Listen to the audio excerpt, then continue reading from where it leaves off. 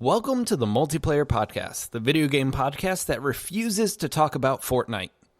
Each week we break down a different multiplayer game, talk a little bit about our week, and just goof around. This week we are talking about a fairly new game that is very new to us, The Cycle. The Cycle is a first-person shooter with a decent progression system, PvE and PVP combat.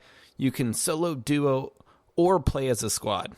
And what's weird about this one is you're fighting for the greedy intergalactic corporations. Like, we're the baddies in this one, guys. Wait, I had no idea. I know. I honestly had no idea either. We're the bad guys? I mean... we're the baddies. But I'm your host, Todd, and with us we have the VP of Monster Killing, Paul. I'm a little sad now, but hey guys, how you doing? And the Senior Director of PvP Engagement, Josh. Yes, leading the charge, always, and first to die, always. All right, guys. Quarantine week, what feels like 22. How are you guys doing? Pretty good, man. Final Fantasy VII Remake came out, so definitely been playing a lot of that. Been playing a lot of The Cycle, which is a lot of fun. We even dabbled in some Bleeding Edge for a little bit. We did. And as far as how I feel in this quarantine, have either of you guys ever seen the movie The Lighthouse? No. With Willem Dafoe, Robert Pattinson? I've heard that's a crazy movie, actually. So. No, I haven't seen it. Yeah, I know we're a video game podcast, but I kind of feel like those guys cooped up in the lighthouse. At one point, Willem Dafoe says, "How long have we been here? 8 weeks? 2 days?" And that's kind of how I feel in this quarantine. I have no idea what day of the week it is. I have no idea what's going on. Yeah, weekends have definitely lost their allure. They kind of just blend into the week now, too. Yeah, I mean, it's like I can't wait to wake up and, just do the same thing tomorrow, But I do have something exciting for you guys. What's that?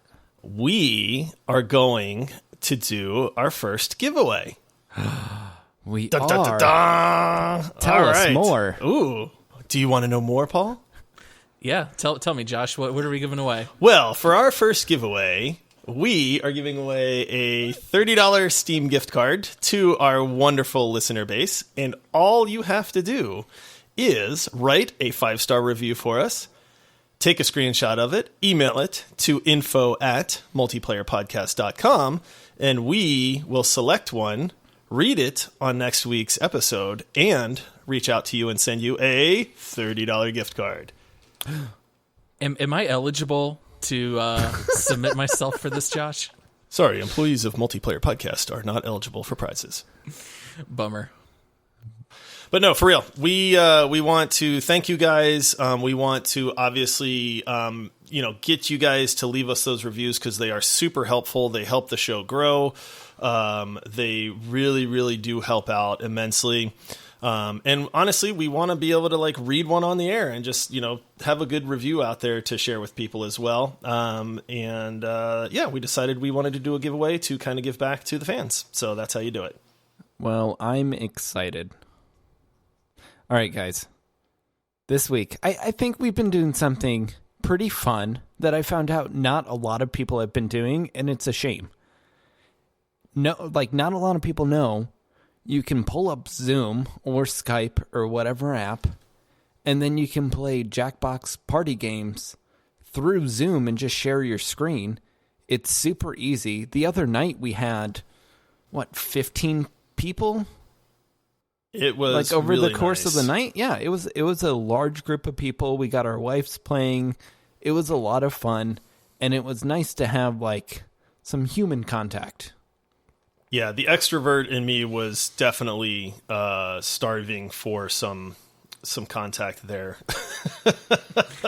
Yeah, it's really nice to be able to touch base with friends. If you own fun party games on Steam, that works.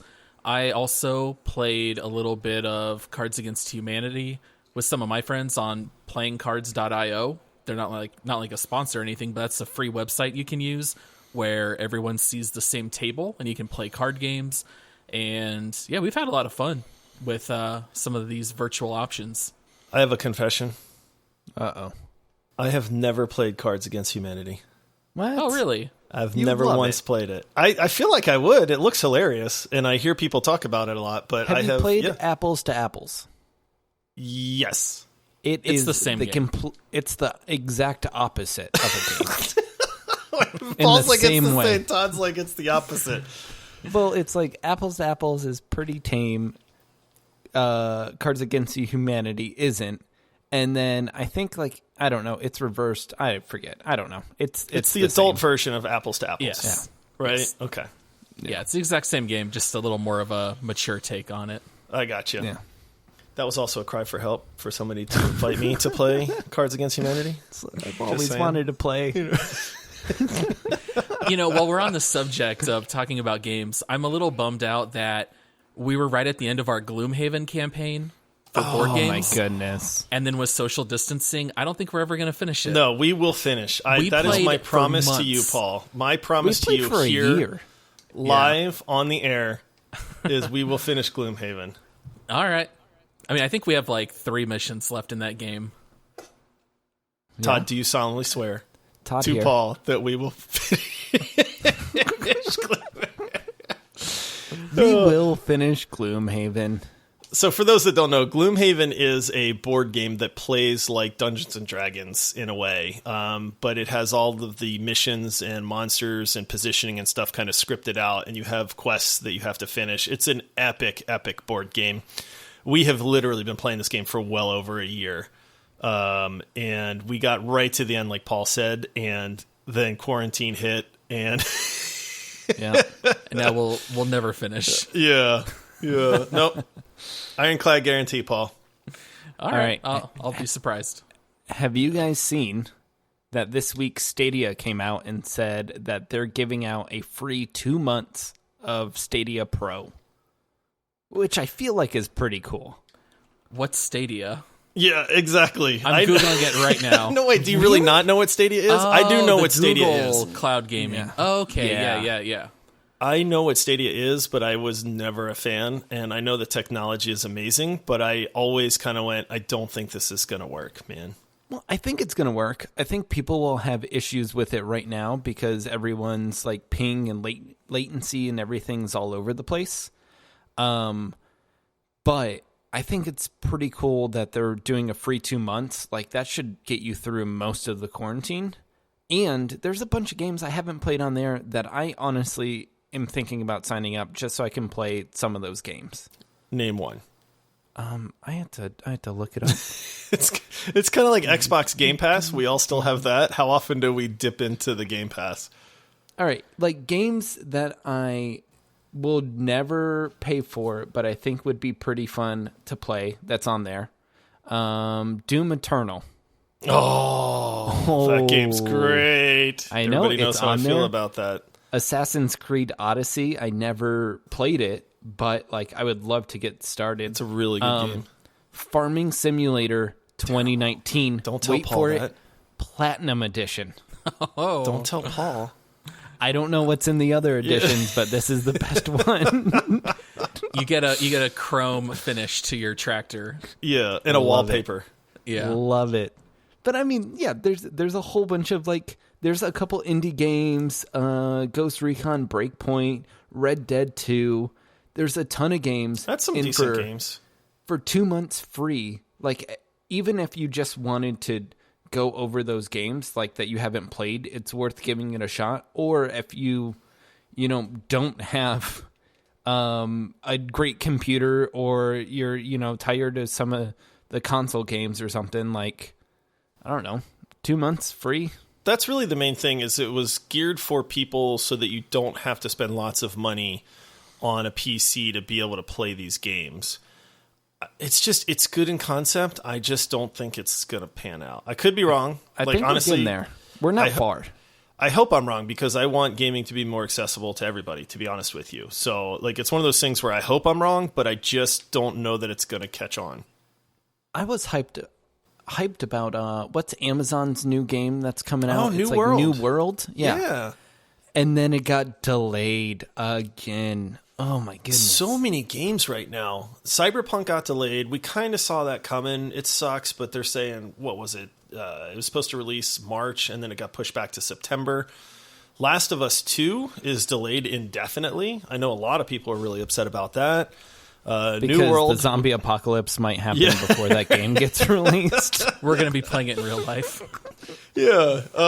And then New World was supposed to release in like 8 more days, I think, right? Wasn't it the 20th or something like that? And then they just came out and said, oh, no.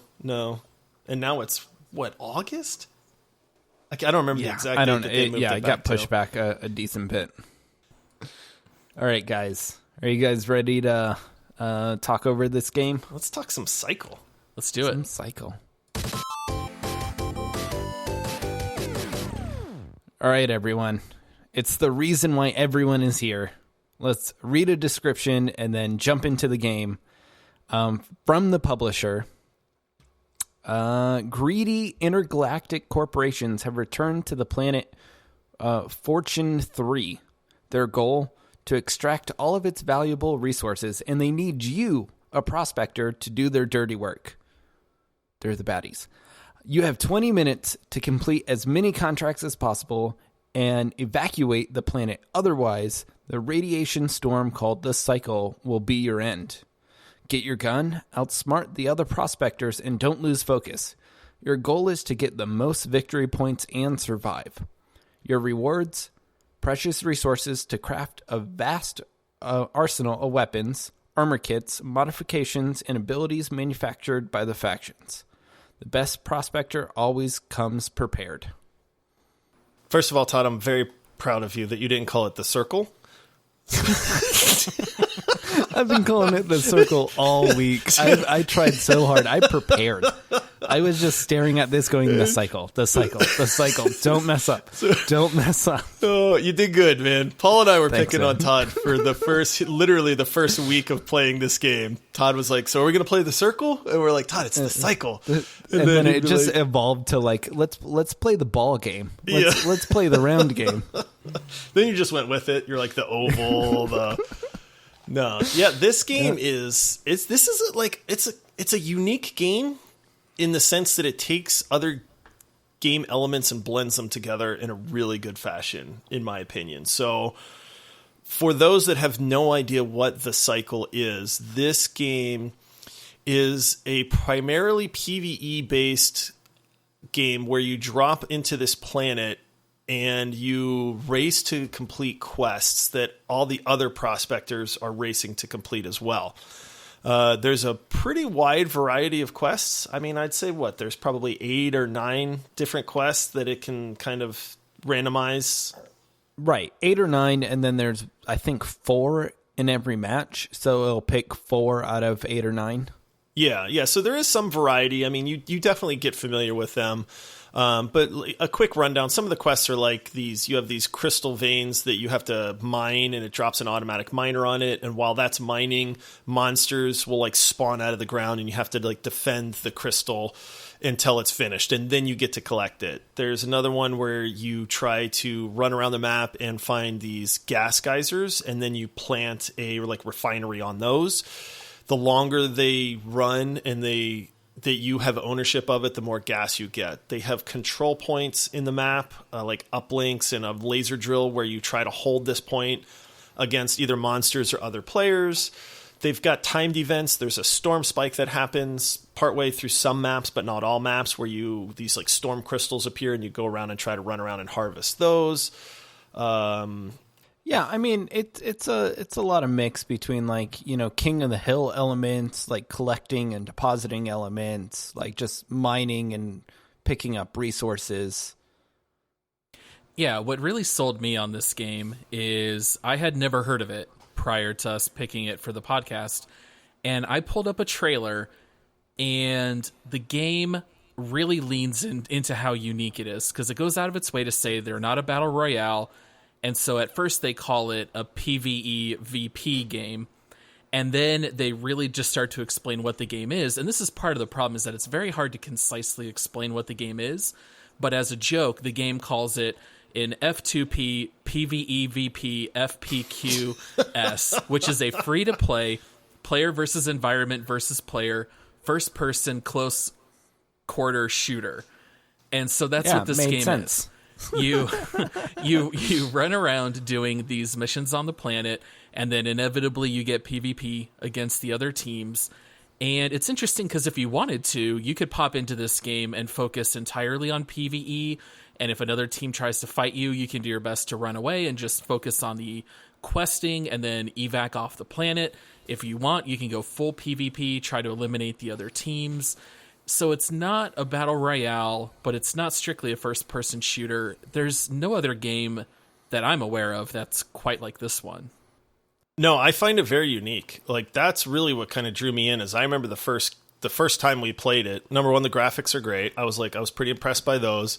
The gameplay was just original. I mean, it is a shooter by nature. I mean, you're shooting guns at monsters and stuff, but there's so much more going on with it. It has a progression system that we'll get into in a little bit. But it's not like any other game that I've played, other than it fuses some elements from some games. And it is most certainly not a battle royale. And they make it a very big point to say that, and it's not at all. And going into this, I'm going to be honest, I wasn't excited. I'm like, I know they say that it's not a battle royale, but if they have to say it's not a battle royale, it's probably going to be a battle royale. Yeah. But, you know, it feels different enough than all the other battle royales. Like, you're not worried about the zone. You're not worried about anything except, like, what's the next mission? What's the next mission? What's the next thing we can do? You're always looking at, there's a scoreboard where every time you score points, like, you can see what position you're in. So you're like, oh, we're, 15 points behind. What of these 4 or 5 missions can we do to get us 15 points? And then it's like, oh, we need to do more gas, or we need to do more of this other thing. And then we start collaborating and like, all right, well, while you guys do this, I'm going to run over here because it's really close and it could get us a couple more points. And like, that's where I think the game really shines, and it really separates from battle royales, because instead of just saying like, oh, I'm going to follow the zone in, or I'm going to make sure we have good positioning, or I found a good gun. Like, there's not finding guns. There's not looting. It's once you kill enough enemies to get credits, you can call your gun in. And that's pretty cheap. Like, you don't have to... within the first couple minutes, you have your main gun that you can upgrade through paid upgrades, but... like, there's no looting element to it. And like Josh said, you can run away if you don't want a PvP at all. Right. So the way that the winner of each match is determined is based on what teams evacuated and had the most victory points. So if you look up and see that your team is so far behind on victory points that there's no way you can catch up by questing, then maybe you try to hunt down the other team and eliminate them. And then if you can eliminate the other teams, you can win. So it's interesting that you can focus on trying to get as many points as possible, or just prevent the other teams. And I feel like probably the best thing about this game is just that the pacing is very fast. You are constantly fighting. There is no downtime in this game. It might be 5 seconds in between. Okay, we just finished that quest. Where are we going to go? You put a marker on the map, you run off, and you're fighting more stuff. The game has continual action, which I assume is probably what you love about it, Josh. Oh, absolutely. Yeah, I like chaos for sure. And this game dishes that out in spades. Between hordes of monsters that you come across, the PvE element is very fast-paced. The shooting's tight. Like, honestly, the guns feel good. Like, that's one of the things this game does right, is the gunplay feels really nice. You have abilities that you can wind up unlocking and then buying when you acquire enough credits in each match that are really neat. I mean, some of them are movement abilities. Some of them are combat abilities, healing. I mean, you've got barriers that you can drop, stims that you can use, turrets that you can deploy, dimensional warps or rifts that you can teleport through and stuff like that. I mean, there is a lot to the gameplay. But you're right. Like, one of the things I love is that this is not PUBG where you're spending 5 minutes running around without anything happening. This is 10 seconds maybe before you get where you're going, and then something is going on and there's chaos involved. Right. And something that's, kind of hard to cope with in this game is if someone's been playing this game for 2 months before you jump in, they're going to have way better weapons than you, and you just need to know when to run away. And that's hard for people who want a PvP, where it's some people are just going to be able to kill you, and you need to learn when to peel and when to do other things so you can survive the map. And the game's very forgiving in that regard because the time to kill is very high. So if someone sneaks up on you and starts shooting, there's actually a decent chance you can get away as long as you're outfitted with a couple of movement abilities. And that's part of the strategy as well, is when you craft these guns or these abilities, you also have different suits that you can wear. And some of them are slower that have more shields. Some of them have less shields, but they're more mobile. And so it's really interesting to play around with the different kits and kind of learn how you want to build out your player. And then that can also be vastly different if you play solo, duo, or squad. The play styles can change a lot. So if you play solo, you can really benefit from movement and cloaking and things like that. But if you're in a squad, cloak isn't really going to help with the team, so you're probably a little more likely to get some kind of offensive weapon ability. But this game is, I think it's a ton of fun, and like Josh had mentioned, the game's gorgeous. I think that was the first thing that stuck out to me. It has striking colors. It's beautiful to look at. The wildlife, the monster abilities, some of them shoot out lightning or do different things. The game's very pleasant to look at. Like, we've talked about Warzone a lot. Everything's kind of dark green and gray. It's not necessarily, super pleasant to look at, but this game's fast. It's very polished. I've had a blast playing it. I think something worth calling out, you were talking about the monsters. Josh said it, I think, earlier today. We wish there was more variety in monsters, like the PvE element. Like, there is a certain reputation about, we've been playing a week and just fighting the same monsters over and over and over, and like they might throw in a giant one if it's like a hard quest or like a hard mission you're trying to do, but it's just you shoot at the monster more. It's not like technically harder. Yeah, one of the best things this game could do for its longevity would be to introduce some more monster types, in my opinion. I mean, I think right now there's the main monsters that you fight. They're these weird, like, dragon, wingless dragon-looking things. I don't even know how you describe them. But they have certain, like, ones that, like, are melee. They have ones that shoot you from afar. But they're all really the same type of monster. They occasionally run into very small groups of robots. And then you have these ticks, which are these, like, slow-moving bomb things. And that's really it. I mean, You're slaughtering hordes of them for the most part, but that's really it as far as the difference. Like Todd mentioned, there are some big monsters, but they're kind of rare, and they're really not that hard. Like, if you were fighting, like, 7 of them at once, that might be pretty chaotic. But you have one Hulk that pops up, and your entire team burns them down, like, 4 seconds later. That doesn't really add a lot to the monsters, in my opinion. We've seen this problem in both GTFO that we reviewed and Deep Rock Galactic that we didn't, and both of those publishers said that they were going to release more monsters to add variety. And like other games that are kind of similar, like if you look at Destiny, they don't have that problem just because they have like so many different classes of monsters or whatever to fight that they don't have that PvE problem. To just slightly comment on what Josh said earlier, those monsters are easy for us to fight now, but they weren't in the beginning when we were using the default weapons and everything's like a single target click. Josh and I kind of learned early on that you start off with a certain pistol, and then as you level up your reputation with these 3 different major corporations, they unlock blueprints, and then you can kind of change your loadout. And so Josh and I learned that we can make this other pistol that you can make fully auto, and it adds a chain effect, so we can blow through groups of mobs. But when we first started, those fights were difficult. So to an extent, as you progress through the game, those fights get easier, you get used to their abilities. But it does also pair those monsters later in the game with another attribute. So instead of just having like a spitter, it might be a thunder splitter, and then it adds, like what type of abilities they can do, but it's still limited. Eventually you play maybe 12 matches and you've basically seen every type of mob. Yeah, it's rare to die to the PvE element. It can happen, but we kind of make fun of each other if the monsters kill you. Well, it's if you're outmanned. If you do something by yourself solo, like you're trying to do a medium or a hard thing by yourself, like there's a chance, but if it's easy or anything like that, like you shouldn't die by yourself. Yeah, the PvP element is what makes the PvE element harder, for sure.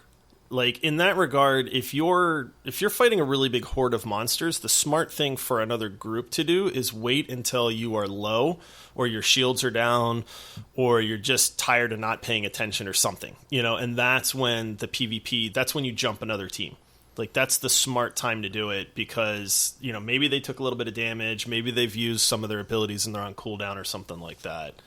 And we even did that today, where we saw a squad that popped like one of the hardest mining mineral stations on the map, and we waited until they had a horde of monsters around them, and then we jumped on and tried to kill them, and then they were kind of like running around trying to get out of the way, but then like unfortunately another squad jumped on us, so then I think it ended up being 3 or 4 squads, like most of the squads on that map, just fighting each other in this one big arena.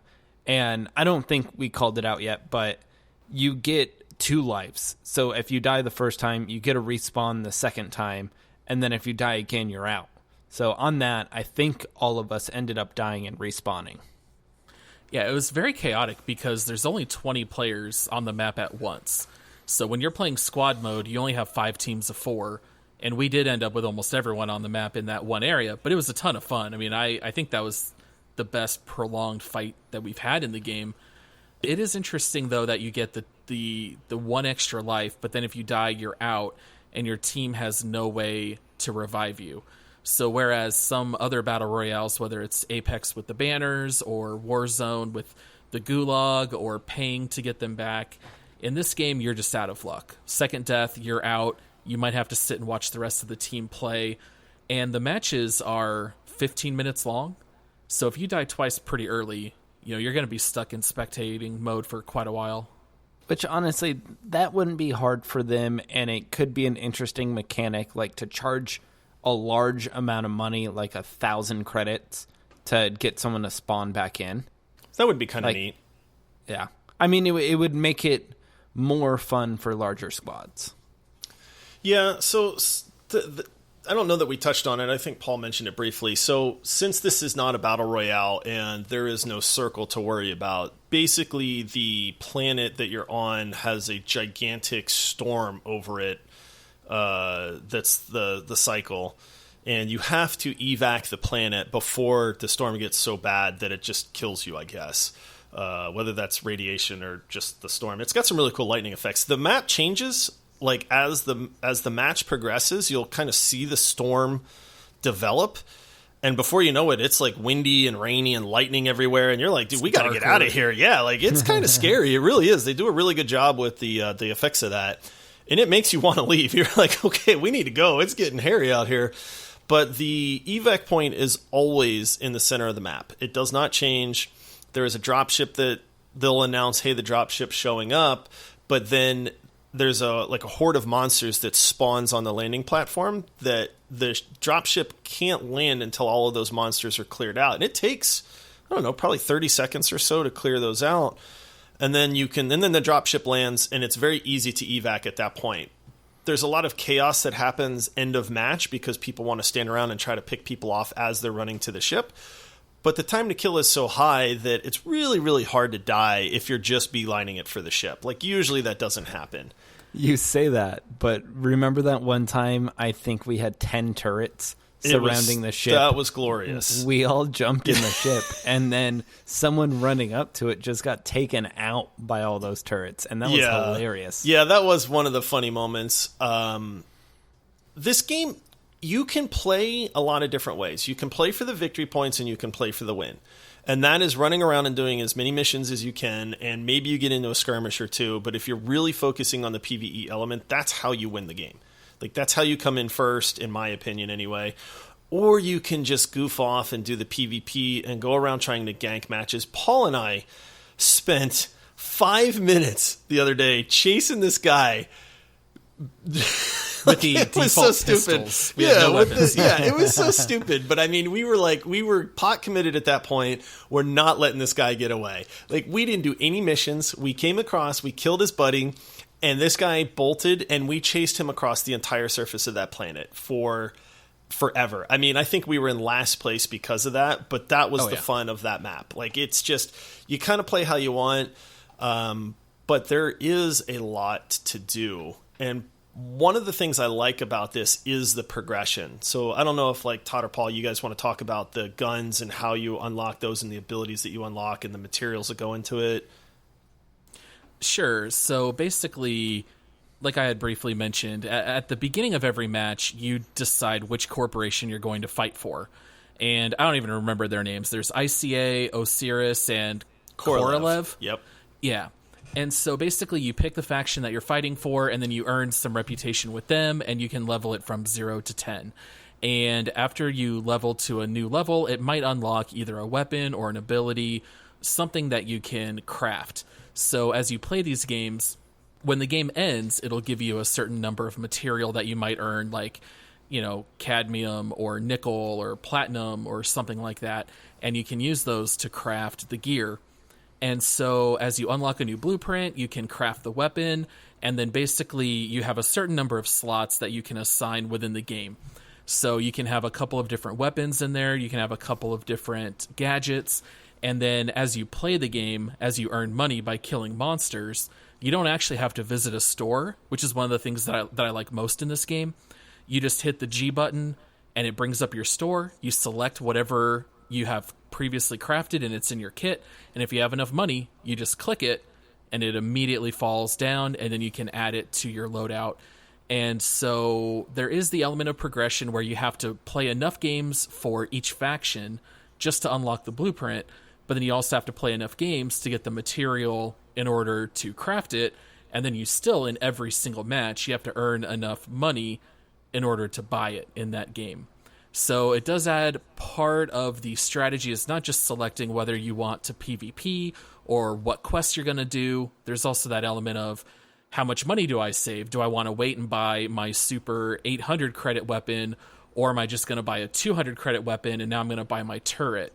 You know, so there's definitely a lot of strategy involved with all of that. Yeah, and there's a lot of abilities with it too. So like you were saying, turret, there's like a health thing that you can, syringe that you can give yourself. There's bubbles and shields and all these different things that you can actually use as abilities, which is cool because, you know, I think most of them are like 150 credits, so you can get them pretty quickly and upgrade them. But the problem I have with this is like the progression is good for right now. I don't see like the end game being good. Like, we've been playing it for a week, and I think we're almost at the guns that we really want. And then once we get those, I think with the lack of diversity in monsters, with the lack in diversity of missions, and then just like not really wanting any new weapons, we're gonna get bored fairly quickly. Like, it's super fun right now, and I'm having a great time playing it. I just don't see us playing it in a month, to be honest. The biggest problem I have with the gun system is it's super fun to work to unlock a gun. And certain guns are more geared towards PvP. There's other guns that are definitely more advantageous in PvE. But the guns always fall into either they're 200 credits, they're 500 credits, or they're 800 credits. We've been playing the heck out of this game. I have yet to buy an 800 credit gun. It's just not worth it to me to save up that money. Like, I buy a 200 credit gun, I get 2 abilities, and then you hope for the best at that point. I've gotten a 500 credit gun, and it's not so significantly better that it makes... Like, I wish at that point I had spent the money on the abilities instead of the better gun. So I think if they tiered it, where there was a 200 credit gun, a 300 credit gun, a 400 credit. Like, to me, that would make a lot more sense and add a little bit more dynamic to the game. So I really wish they would change that part of it, because I don't like that it's just tier based. Oh, how many credits are you going to spend? Like, that's something that really I think they should change to make that progression matter more, in my opinion. Yeah, you're a little bit pigeonholed just because you can only earn so many credits in every match. But I totally agree with what Todd was saying a minute ago. I think that the game is amazingly fun when it's new and you're learning it and you're getting new guns, and it's like you feel that push. Oh, I'm almost level 9, and then I get to craft the Advocate, and I really want to use that assault rifle. And that keeps you going. But once we've all leveled everything and we've experimented with all the guns, I think, like Todd said, we're probably going to be done with it.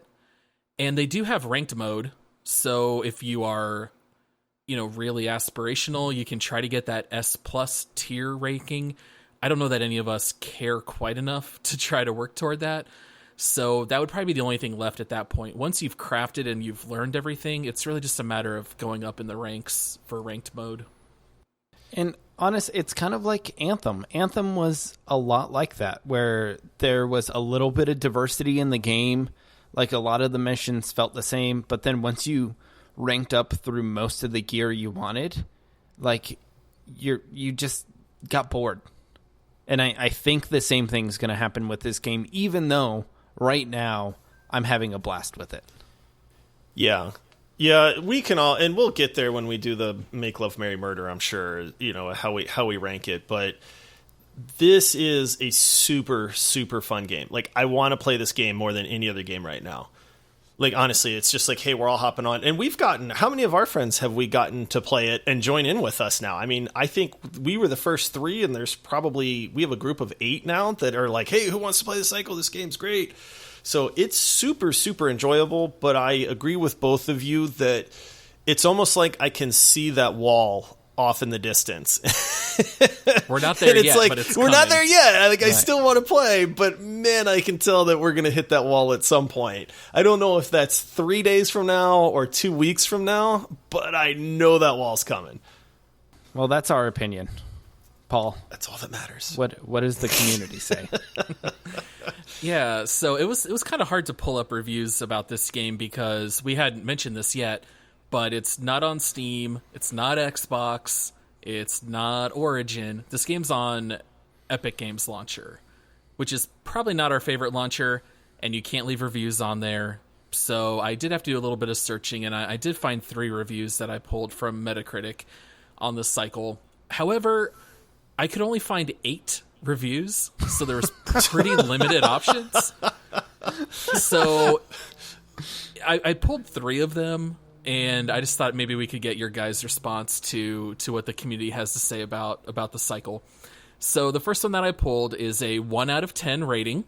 Ooh, love it. And they said, the fundamental mechanics of the game are just bad. They lure you with PvE, but to be successful in this game, you have to PvP all the time. Basically, just camp some newbie players, ideally ones in a pact, and kill them right before they can finish an objective. Everyone does that, and you will get sick of the game once you beat 10 waves of enemies just to be one-shotted while picking up a massive mineral. Okay. That guy's just bad. That guy's bad. He literally just described every mechanic of the game. Like, that's how you play this game. But also, I've never been one-shotted in this game. Like, No. That's not true. And something we didn't mention is PvP is not super rewarding. Like, to be honest, if you PvP, you do it for the bloodthirstiness of it. It's rare that you get a lot of reward out of PvPing people. If you can wipe an entire squad, then great. They're not going to score high. Like, they're out. But that generally doesn't happen. But if you get a couple you get 5 victory points for killing a player, and then maybe, depending on if that map had missions where you had to collect stuff, they would drop what they'd collected. But it's not super valuable to PvP in this game. It's kind of mixed feelings for me, where, like, if you kill people, like, you could prevent them from getting on the ship at the end, and then you have, like, an edge up, even though they might have more points than you. But that's, like, long game, like, going for it all, which is really hard to do. Right. And one thing that we didn't mention that this review actually does mention is the idea of packs in the game. And I've never seen that mechanic in any other game. If you play solo, when you see another player on the map, if you want, you can immediately fight them, or you can press a button to extend an offer to team up with them. And if they accept it, then you're temporarily on the same team.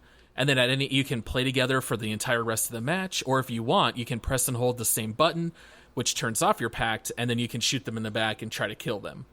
So, have you guys ever seen any mechanic like the packs in other games? I thought that was really neat. It's for solo play especially. The way that they balance that out is if you form a pact with another player, you lose your shields.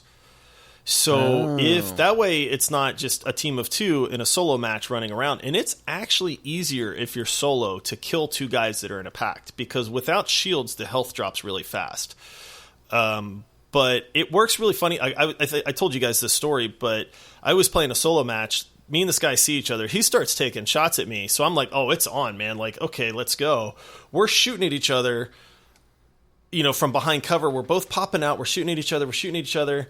And then it's like, all of a sudden it's like, hey, join me. And then like the guy sent a pact out, and I was like, well, like we were just trying to murder each other. Like, okay. And then we join up, and I kept waiting for him to like try to stab me in the back, but we ran all these missions. We wound up winning that match. Like we came in first that match, and it was just kind of funny that mechanic exists. I just love picturing you having this like Step Brothers moment where you're in this epic fight, and then did we just become best friends? Yeah. Yep. Yeah. All right. He used a bicycle as a weapon. Todd, I know Todd and I are very big Step Brothers fans. That's one of our favorites. So the second review that I grabbed here is 4 out of 10, and they wrote, "The idea of such a shooter is good. The engine and graphics are okay, but Time to Kill is the worst shooter I've played in the last 5 years. Long, boring, stupid. There is no problem to escape. Impact from shots, 0 out of 10. Half of the game have a disgusting design. I'm not even sure what that means. The rest are just normal. Alpha test plus monetization plus season pass equals FU. Make a full game first, not a stub. The only reason why the score is not 0, free to play." I mean, the time to kill is really high. It's the highest I've seen. Yes, it takes a long time to down somebody. Unless you're in a squad match. And I mean, if all 4 players on the enemy team focus you, you will die pretty fast. But that also takes a lot of coordination. And I mean, you have jetpacks you can fly around on. They have like these different suits have different abilities. So one of them is like a mobility suit. So it's hard to shoot those people. So it does have a very high time to kill. But I don't agree with this guy at all. Also, they're going to complain about the engine when it's just Unreal Engine. Yeah, this game's well polished. I don't get that part of it. It's well polished. We didn't touch on this, but there is an infuriating end of game crash that happens every now and then.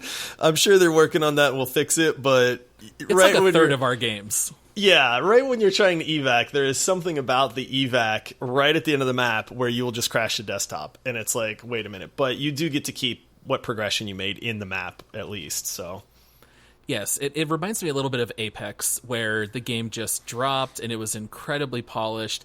And granted, the cycle's been out for a little while. We just learned about it. But it just seems so well polished from the beginning. Sure, there's a season pass. If you don't want it, don't pay for it. There's no extra weapons. There's no benefit. There is no pay-to-win elements of this game at all. Right. All right, and then the last review that I have here is a 10 out of 10. I thought we would try to grab at least one positive review. Really refreshing remix of a battle royale. The game's hybrid of PVE and PVP, as well as an admirable amount of effort put into the art direction and the world, make for a fun and engaging experience, especially with a friend.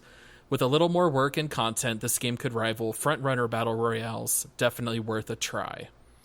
Wait, I think my only beef is just this is not a battle royale. Yeah, I was going to say that was my main thing. Someone needs to tell this guy it's not a battle royale. But this game, you can't give it a short title because there's no other game quite like it. I think it's safe to say if you like playing battle royales, you'll like this game. Yeah. I think even if you don't like battle royales, you'd like this game. like this game has a lot. Like one of our friends called it Destiny Light. You know, like honestly, I mean that is kind of a fair reference in the killing monsters and acquiring materials, I guess. And the movement kind of feels a little bit similar. Yeah, I it's hard to categorize it, but it is not a battle royale. Yeah, but it's great.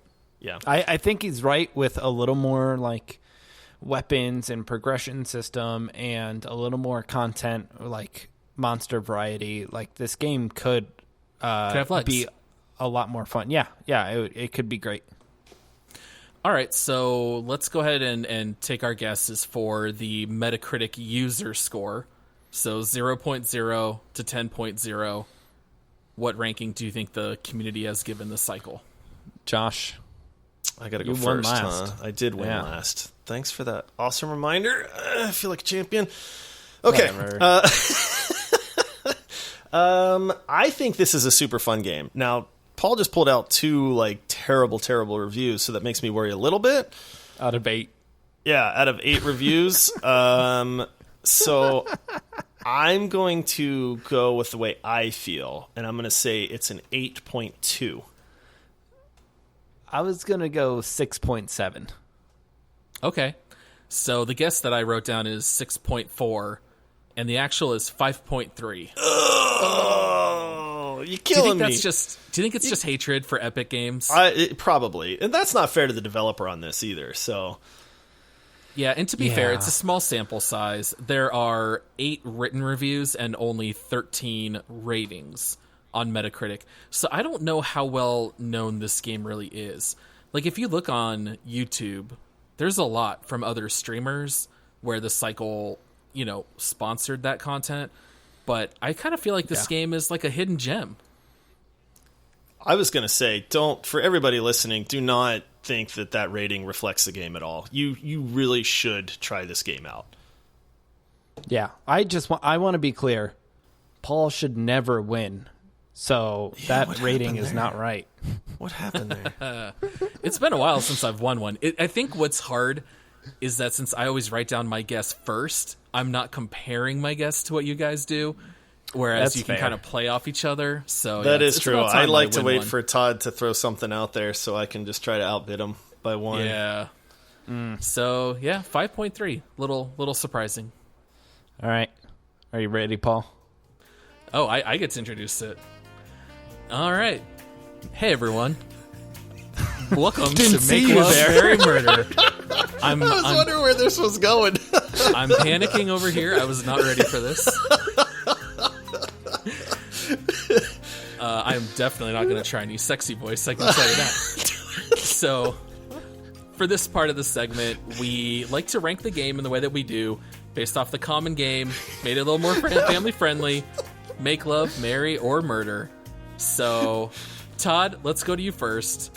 How do you feel about the cycle? I just, I think it's obvious. Make love. Like, it's going to be great. I don't know how it's going to end up in the long run, but for right now, it's a lot of fun. We got a lot of people to join us in playing it. All of them are having a lot of fun.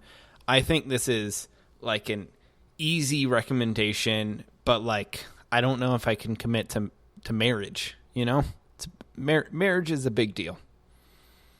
So just marry, or no, just make love. Just marry. Too late. Just binding.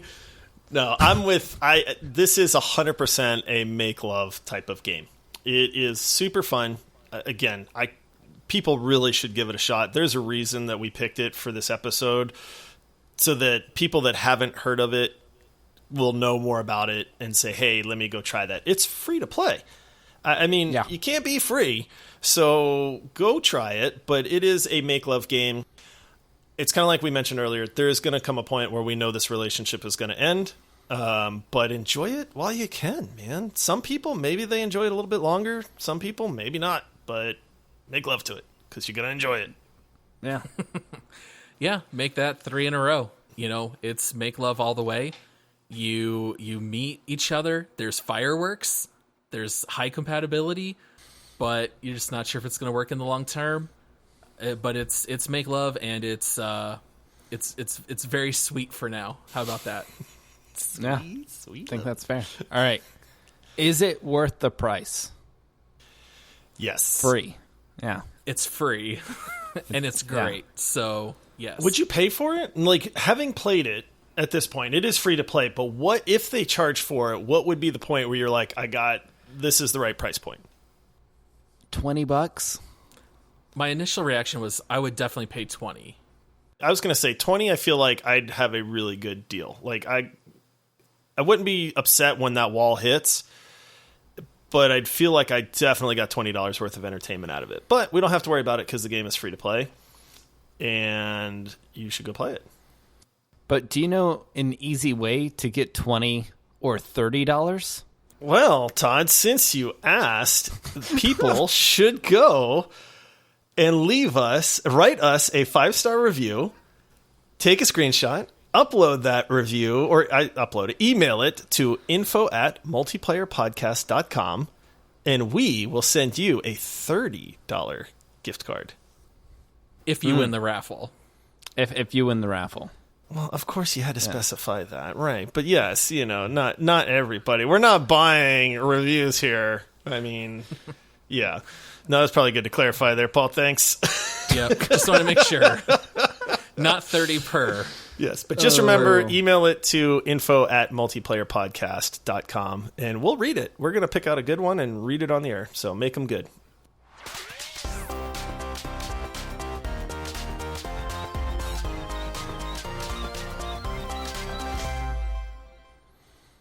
All right, guys. We're at the leaderboard. We're rounding out the end of this episode. We have a 10 list, not necessarily top 10, but a list of 10 games. Where do we want to aim? Like high, middle? I'm gonna go like let's start at 3. So sure. We have Rust at 3, Warzone 4, Keep Talking and No One Explodes at 5, RimWorld 6, and GTFO 7. I would say above GTFO. Definitely. I would say above RimWorld. Yeah. Okay. All right. Paul's Maybe. getting quieter. Above Keep Talking. No. I would. I really? I got to go with the Yeah. short-lived. I think about this game like a month from now. I'm going to lovingly turn and I'm going to look at the leaderboard and I'm going to go, why is that game ranked so high? Like, we don't even play it anymore. Well, see, I think that you're going to hit that wall with both games. And it's just a matter of which one are you going to hit first. And I feel like I would get more mileage out of the cycle. But I think on the other And end it's free. of that... Keep Talking's not free. That's fair. On the other end of that, a year from now, we're like, man, what games have we not played in a while? If I saw Keep Talking and the cycle, I'd be like, let's go back to Keep Talking. I don't think I would say that about this game. Unless they released a Added lot stuff. of new content. Yeah. But Keep Talking as it is, I would go back to it. Yeah, in some sense, it's almost too early to know for sure. And maybe it's something that we will revisit later and maybe revise the leaderboard. But right now, I would tend to put it a little bit on the higher middle end. What do you think, Josh? I think it goes under Keep Talking. I think that's where it belongs. Like, I would rather play the cycle over RimWorld, but I would rather play Keep Talking and No One Explodes over the cycle. Like, for right now, we're in that honeymoon moment. That's like the challenge is like we're all really enjoying this game right now, and so it's a lot of fun, and we're in that kind of moment where it's like, oh man, this game's so fun to play. But I'm trying to be like I said, like a month from now, are we going to look back and be like, why is it where it's at? And I feel like if it was above Keep Talking, I'd feel awkward. And like, I know Warzone is above that, but like we're not going to put it above Warzone. No. But like, getting first place in this game is not the same as getting first place in a battle royale. Like, it's Right. out of 5 teams if you're playing squads, like 20 people. Like, that's not... Like, my blood has never gotten, like, super pumped or super intense or, like, super rewarding. It's, like, a very casual, like, nonchalant game that I've never had, like, a really, like, intense or super exciting moment. It's just been like, oh yeah, like this is fun. And like, so, all right. So in my mind, nowhere near Warzone. And then, we've been talking about like with Keep Talking where we're going to put it. And I want to put it under, honestly. Yeah. Like, I don't think I'll go back to this game once we're done with it. That's right. I would agree with that. I would put it at number 6. And my viewpoint might be colored by the fact that I played so much Keep Talking and Nobody Explodes back in the day. So we'll see. But you might be right. In the long run, maybe it does come underneath it. There's some good news here, guys. That drops Overcooked 2 out of the top 10. All the way down to where it belongs. All right. Pushes Halo down as well. Yeah. Oh, no. Halo's 8. Oh, guys. I feel bad. I feel like... Only 3 more episodes. Todd fought for Halo. Paul fought for RimWorld. I haven't fought for one real hard yet. I wonder when that's going to happen. I didn't fight for Sea of Thieves, did I? I don't know. I mean, I'm a little higher than you guys on that, but I don't know. I'm sure my turn is coming. You've been fighting for Revenant. Or a Remnant from the Ashes. Oh, Remnant. Yeah, there Remnant. That's a game I want you guys to play. Yeah, you've been pushing that one. Yeah. That one costs a lot of money, though. It does. I know. I mean, that opens up. Like, if anyone has recommendations, like, hit us up on Instagram or Twitter and let us know. Like, we're completely open to playing completely different games, racing games, card games, other games. Yeah, we had a recommendation for one on one of our reviews, actually, that Darwin game that we looked into. And honestly, we all thought it looked really neat. It was just another battle royale, so we didn't want to talk about it real soon. But that game looked neat. So we do look at your recommendations. We actually do look into the games if we haven't heard of them, and we love that stuff. So definitely. And wasn't it solo? Like, I think it was only one player battle royale. Yeah, no duo or squad mode. Yeah. All right. Well, that wraps up the leaderboard segment for our show today.